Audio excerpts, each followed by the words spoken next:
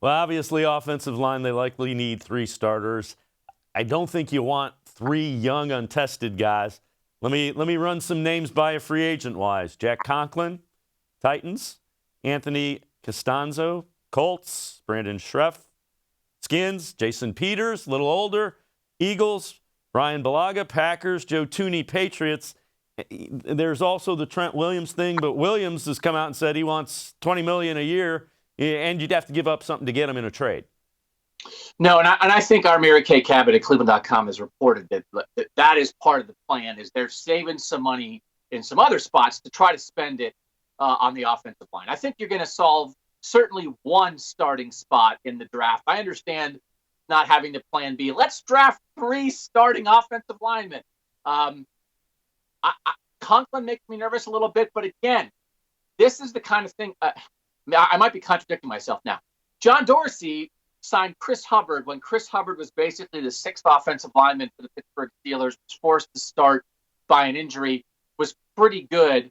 But you're signing a guy who was kind of like the sixth lineman on a good team to be a starting tackle for you. And they gave him pretty good money, and he wasn't good enough.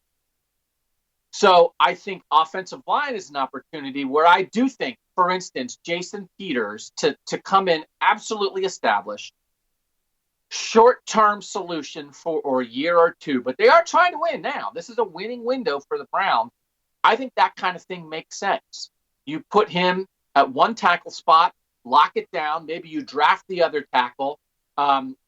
Again, it's hard. They had a really good guard here they were paying money to in Kevin Zeitler, and they decided to trade him away. But I think that is a spot where if you told me they went and got him, one huge name offensive lineman in free agency and another really solid guy, and then drafted, two offensive linemen early, but are only counting on one of them to start. I think that sounds like a great plan. Again, I'm not going to pretend I know whether it should be Anthony Costanzo or somebody else, but go get a veteran tackle. I may be more on a short-term deal. Jack Conklin makes me a little nervous because I think he's good, but because he's the best offensive lineman available, he might get money like he's great.